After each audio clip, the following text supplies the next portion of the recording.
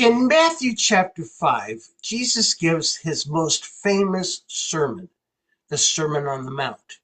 And he starts it out with what we call the Beatitudes, the attitudes of living. And each of them start with blessed are, or in other words, happy are. So these are, if you have these qualities, these attitudes in you, you would have a happy life. I also believe that we could take those Beatitudes and apply it to marriage, to have a happy marriage. And that's what I tried to accomplish with in the marriage attitudes. It's based loosely on the Beatitudes. In my studio today, I have Alexander and Isabella, my AI personalities, and they will give you a review of my marriage attitudes 60-second playlist. They will comment on it and provide some application. So we're going to let them go ahead and take the show from here. So here comes Alexander and Isabella. Welcome to our deep dive into marriage attitudes. Okay. Today we're going to be looking at how Ken Schaefer, Right. author of Marriage Attitudes, and the guy behind those super practical 60-second marriage tips, Yeah. uses the Beatitudes as like a framework Yeah. for a better marriage. Like he's giving you a spiritual cheat sheet Yeah. for happier relationships, Yeah. but in like bite-sized pieces. Yeah. What's so insightful is how he takes those ancient teachings, Right. makes them like super practical for today. Oh. He's not just talking about these lofty ideals. Yeah. He gives you like concrete tools you can use right now. Right. Like improve your marriage today. Okay, so let's jump right in. Okay. That first beatitude is Okay. blessed are the poor in spirit, for theirs is the kingdom of heaven. I don't know about you, but poor in spirit Right. doesn't exactly scream like happy marriage to me. Yeah. So how does Schaefer make that connection? Well, that's where his concept of the first marriage attitude comes in. Okay. Humility. Okay. He points out that in marriage, being poor in spirit isn't about lacking confidence or feeling bad about yourself. Right. It's about choosing to put your spouse's needs first. Profound. It's that shift from me to we, realizing that their happiness Right. is as important as your own happiness. So it's less about like feeling bad about yourself Yeah. and more about choosing to put your spouse in the spotlight, Exactly. so to speak. And it's not just this vague concept. Like Wow. Schaefer gives like concrete examples, in his videos. Right. So think about a husband willingly doing a chore that his wife just hates. Yeah. Or a wife giving her husband space Yeah. to unwind after work before diving into a serious conversation. Okay. It's about those everyday choices that say, your needs matter to me. Yeah. And those small acts of service Right. can really add up, can't they? Yeah, they absolutely do. They create this atmosphere of mutual care and respect. And what's fascinating is like research backs this up. Does it? Yeah. Really? Yeah. Studies have shown that couples Yep. who like prioritize each other's needs Okay. tend to report higher levels of marital satisfaction. Interesting. And they experience fewer conflicts. So it's like investing in your relationships. It is. Emotional bank account. Yeah. Okay, so humility is like the foundation. Yeah. Where do we go from there? Okay. So the second marriage attitude, Okay. mourning over wrongs done. Okay. This one's tied to the beatitude. Okay. Blessed are those who mourn, for they will be comforted. Okay. Mourning. Yeah. Now that might sound kind of heavy Right. for a marriage guide. Yeah. But he's talking about a very specific kind of mourning here. He's not talking about like literal death. Right. Right? No. He's talking about recognizing the hurts we've caused in our marriages, Precisely. even unintentionally. Even unintentionally. Yeah. Acknowledging the times we've messed up, taking ownership of our mistakes. Right. And genuinely feeling remorse for how our actions have affected our spouse. Okay, so it's not just about like one person apologizing Right. while the other accepts it. No. There's more to it than that. There is. Yeah. Schaefer emphasizes that for the one who caused the hurt, Right. it's not enough to just say, I'm sorry. It's about taking concrete steps Okay. to change your behavior, Right. to show your spouse that you're truly committed to doing better. That's the repentance part, right? It is. It's about turning away from Yes. those harmful patterns. Exactly. And on the flip side, Okay. for the one who was hurt, Schaeffer emphasizes the importance of being open to forgiveness. Wow. It's not about condoning the wrong, Okay. but it's about releasing the bitterness and the resentment that can really poison a marriage. So it's about choosing to heal and move forward. It is. Even if it's difficult. Even if it's difficult, and what's powerful is that forgiveness, Yeah. doesn't just benefit the relationship, Right. it benefits the individual as well. Oh, okay. Yeah, holding on to anger and resentment can be incredibly damaging to our own mental and emotional well-being. Interesting. Yeah, so forgiveness is actually an act of self-care, Okay. as well as an act of love for your spouse. That's a great way to put it. Right. Okay, so we've got humility. Yeah. We've got mourning over wrongs done. What's the next beatitude? Okay, so the beatitude is, Okay.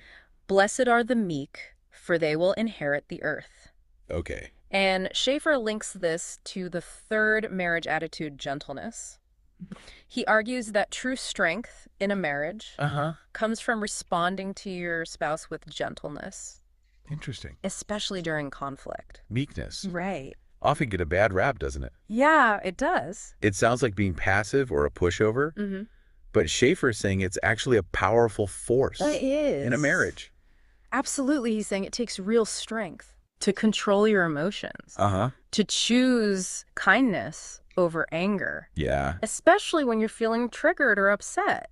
that's tough. Yeah, think about it. It's Yeah. easy to lash out, Yeah. to say hurtful things in the heat of the moment that you'll regret later, Right. but it takes real strength to pause, Yeah. to breathe, Mm-hmm. to choose a gentler approach. It's about being intentional with your words and your actions. It is. Even when you're feeling anything but gentle on the inside. Exactly. And Schaeffer offers a great tip. Is he? Yeah. We're Right. putting this into practice. What is it? Before you launch into a potentially difficult conversation, simply ask your spouse, is this a good time to talk? That's a good one. It sounds so simple, Yeah.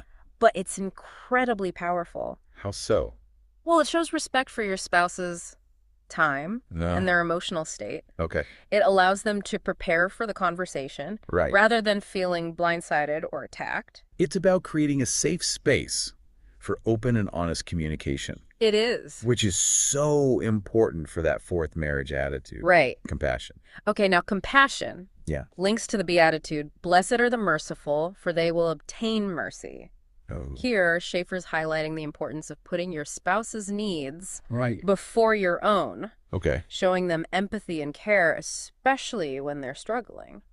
It's interesting how this builds on like the previous It does. marriage attitudes, right? Yes. You need humility to recognize that your spouse's needs are important, and you need gentleness to approach those needs Right. with sensitivity and care. You're absolutely right. It's all interconnected. Yeah. And with compassion, it's not just about recognizing their needs. It's about actively seeking to meet them. Okay. It's asking yourself, what can I do to make my spouse's life easier, happier, or more fulfilling? It's about taking that selflessness we talked about earlier It is. and putting it into action.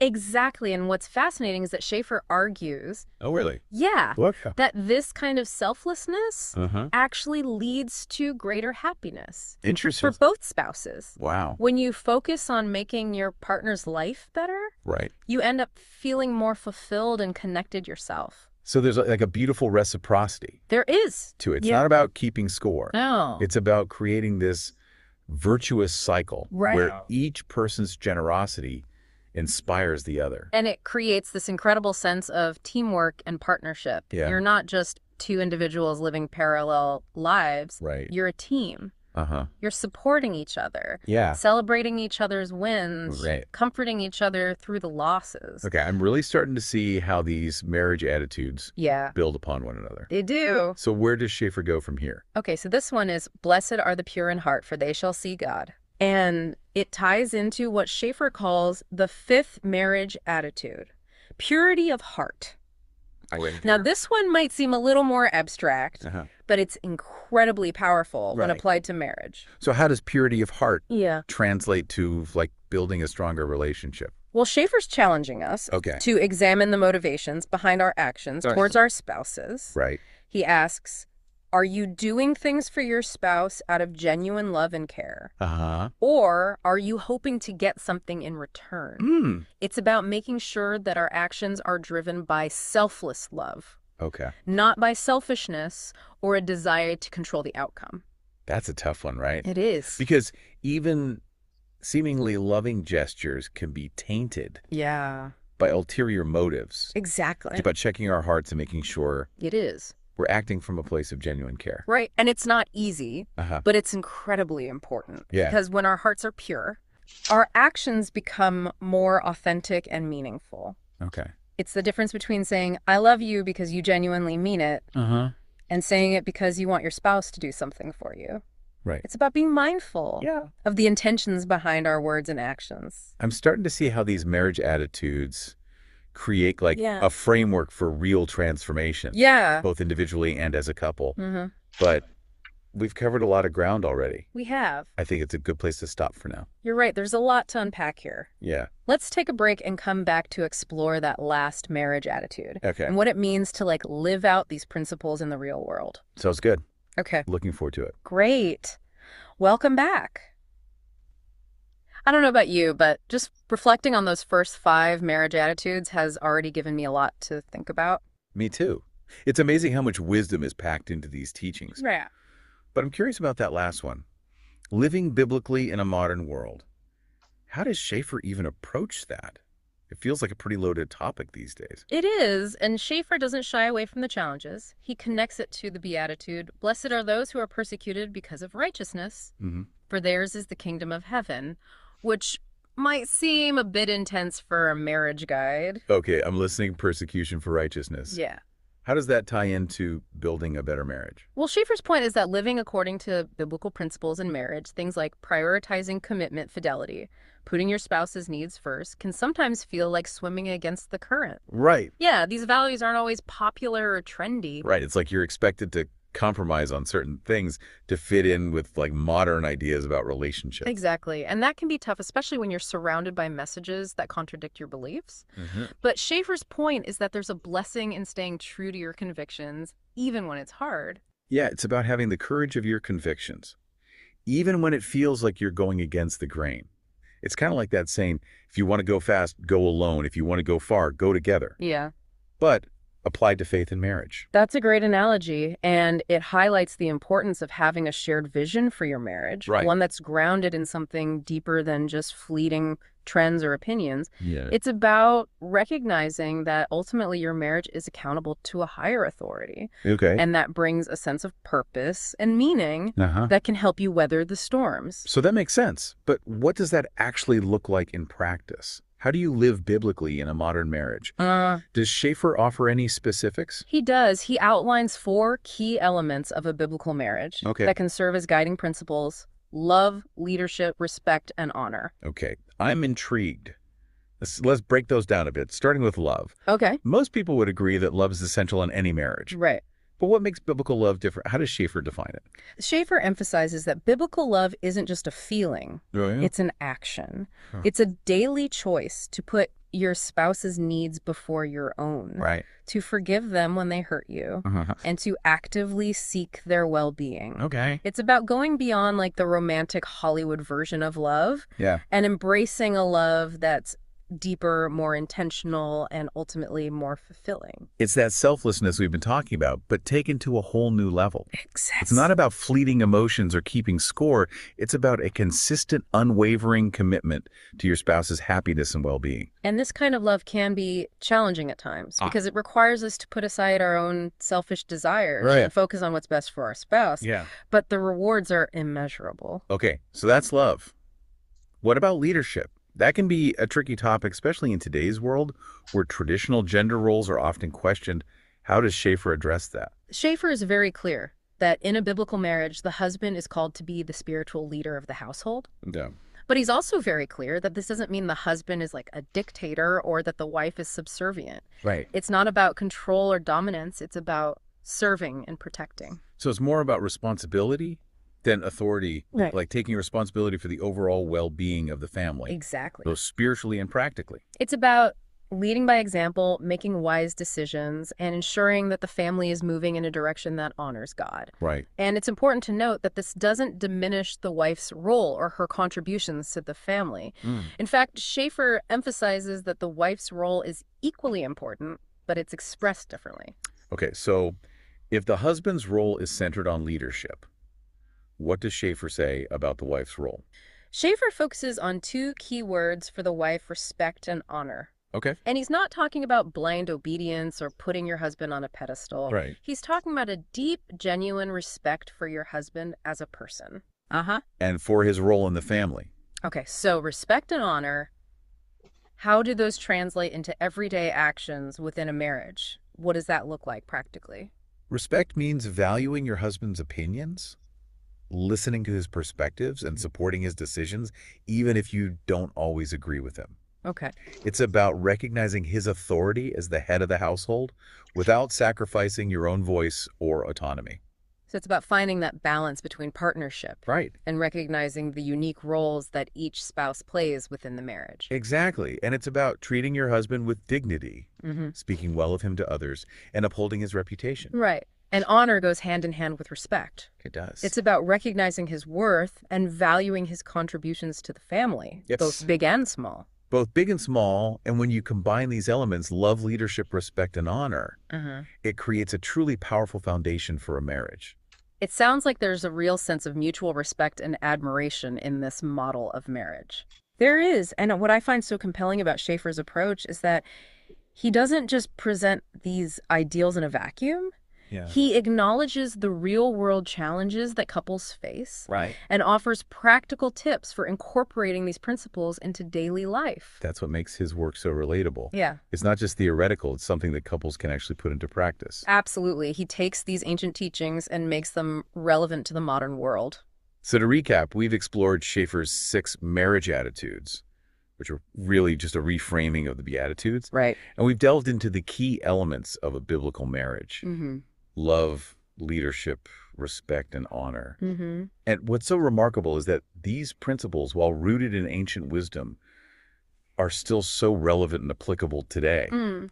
They offer a timeless roadmap for building strong, fulfilling marriages that can weather the storms of life. And the beauty of it is that even if you're not coming from a faith-based perspective, Right. there's so much wisdom to be gleaned from these principles. It's about selflessness, forgiveness, respect, communication, Right. all qualities that are essential for any healthy relationship. Absolutely. It's Awesome. about recognizing that marriage is a journey you embark on together, Right. and that it requires intentional effort, grace, and a willingness to put your spouse's needs before your own. Mm-hmm. And I think that's a message that resonates with everyone, regardless of their background or beliefs. I agree, and I think that's a great place to pause for now. Okay. We'll pick up the conversation in part 3 of this deep dive, where we'll explore some more specific tips and insights from Schaeffer's work. Welcome back to our deep dive into Ken Schaeffer's marriage attitudes. Yeah. We've spent the last 2 parts exploring the biblical principles behind his approach Right. and how he connects those Right. to those punchy 60-second marriage tips. Yeah. But I think we're ready for some rubber meets the road advice. Yeah. Like, what are some concrete things Right. couples can actually do Yeah. to make their marriages stronger based on Schaeffer's insights? I love that you're asking that because that's what's so great about Schaeffer's work. Okay. It's not just theory, it's about real life application. So, Well, let's get into like the nitty-gritty yeah. of how to actually put these marriage attitudes Right. into practice. Exactly. So let's start with that first marriage attitude, humility. Okay. We talked about putting your spouse's needs first, but what does that look like in the day-to-day grind of marriage? Right. Like when you're just exhausted and you've got a million things on your plate. Exactly. Schaeffer really emphasizes those small, consistent acts of service, Okay. like doing a chore your spouse hates, Right. offering to run an errand, Hmm. or simply listening attentively when they've had a rough day. Okay. It's about those seemingly insignificant gestures that say, Right. I see you, and your needs matter to me. Yeah. It's about shifting the focus from what can I get to what can I give, isn't it? Exactly, and it's not about keeping score Right. or expecting something in return. True humility is about a genuine desire to serve your spouse, Right. to make their life a little easier or happier. It's an act of love, pure and simple. Okay, and that ties in beautifully with that second marriage attitude. Yes. Mourning over wrongs done. Because, let's be real, Mm-hmm. even with the best intentions, Right. we're all going to make mistakes. Of course. We're going to hurt each other, sometimes intentionally, sometimes not. That's the human experience in a nutshell. Yeah. And Schaeffer doesn't sugarcoat it. Right. He acknowledges that conflict is inevitable in any close relationship, but the key is how we respond to it. So it's not about avoiding conflict altogether. No, It's about approaching it with the right attitude, it is. which brings us back to the third marriage attitude. Yes, Gentleness, right? absolutely. It's about choosing to respond to your spouse with kindness and understanding. Right. Even when you're feeling hurt or angry, Mhm. it's about pausing, Okay. taking a breath, Right. and choosing your words carefully instead of just reacting in the heat of the moment. It's so much easier said than done, though, isn't it? It is. It really is. Well, emotions can run high, and sometimes it feels impossible to stay calm and collected. Right. Do you have any tips for how to actually do that in the middle of a disagreement? Yeah, Schaeffer has a great tip for this. Okay. Before you launch into a potentially difficult conversation, Mm-hmm. simply ask your spouse, is this a good time to talk? Okay. It sounds so simple, Right. but it's incredibly powerful. Go ahead. It shows respect for your spouse's time Mm-hmm. and their emotional state, and it allows them to prepare for the conversation rather Right. than feeling blindsided. It's about creating that safe space for open and honest communication, It is. which is so important for the fourth marriage attitude. Yes. Compassion. Exactly, because when you feel safe and loved, Right. you're more likely to be vulnerable with your spouse Mhm. and share your true needs and desires. Right. And Schaeffer encourages couples to be really attentive to those needs. Okay. to really see their spouse and Mhm. understand what they're going through. It's about developing that deep empathy for each other. Yeah. Like putting yourself in your spouse's shoes, Wow. trying to see the world through their eyes. Exactly. It's about going beyond just the practical needs Mm-hmm. and tuning into their emotional needs, too. Okay. What makes them feel loved and appreciated? Right. What are their fears and insecurities? Mhm. How can you support them through those tough times? It's about being a true partner, Yeah, not just a roommate or a co-parent. exactly. And that leads perfectly into that fifth marriage attitude, purity of heart. Right. Because when your heart is pure, Uh-huh. your actions flow naturally from a place of genuine love and care. You nailed it. Uh-huh. Schaeffer encourages couples to constantly check their motives. Okay. Why are you doing this for your spouse? Mm-hmm. Is it out of a genuine desire to make them happy? Right. Or are you hoping to get something in return? Yeah. It's about being honest with yourself about your intentions. It's about being selfless in your love, Right. not keeping score or expecting something in return. And that can be tough, I'll admit. It's Yeah. human nature to have expectations in a relationship. Right. But Schaeffer reminds us that true love is about giving freely, Okay. without strings attached. Uh-huh. When you can let go of the need to control the outcome, Okay. you actually open yourself up to a much deeper level of intimacy and connection. Okay, so we've covered the first 5 marriage attitudes, Mm-hmm. which all seem to build on one another in a beautiful way. They do. But what about that last one? Right. Living biblically in a modern world. Mm. That feels especially relevant It is. right now when so many of the traditional values Mm-hmm. around marriage are being challenged. Schaeffer acknowledges that staying grounded in your faith can be difficult when Mhm. you're constantly bombarded by messages that Right. contradict your beliefs. Yeah. His advice, be intentional about creating a faith-centered home. Okay, what does that look like practically? It could be as simple as making prayer Okay. a regular part of your routine. Mhm. Maybe you start each day with a short prayer together, Okay, or you could study the Bible together, even if it's just for a few minutes each week. right. The key is to make time for your faith together, Uh-huh. to create that shared spiritual foundation. It's about finding your tribe, so to speak. It is. People who understand and encourage your commitment Right. to living according to your faith. Exactly. And it's not about isolating yourselves from the world. Uh-huh. It's about being in the world, but not of the world. Right. It's about engaging with culture and society Uh-huh. while staying true to your core values. Which takes courage, doesn't it? It does. Especially when those values aren't always popular or widely accepted. It absolutely does. Right. But Schaeffer reminds us that we're ultimately accountable to a higher authority than just societal norms. Right. And that can be a source of incredible strength and comfort, especially when you're facing opposition or criticism for your beliefs. Wow, this deep dive has been so insightful. It has. We've explored the biblical foundations of Schaefer's marriage attitudes and gotten some really practical tips Right. for incorporating them into our everyday lives. Mm-hmm. What are some key takeaways you'd want listeners to remember? For me, it boils down to this. Building a strong, fulfilling marriage doesn't happen by accident. Uh-huh. It requires effort, commitment, and a willingness to put your spouse's needs before your own. Right. It's about making those daily choices that reflect the marriage attitudes we've been discussing. Yeah. And it's not about achieving some kind of perfect conflict-free utopia. No, not at all. It's about embracing the journey Right. with all its ups and downs, challenges and triumphs, Mm-hmm. and having a shared set of values, Mm-hmm. whether they're rooted in faith or simply in a deep respect for each other, Yeah. can make all the difference. Absolutely. It's about choosing each other every day and making that choice with intention and love.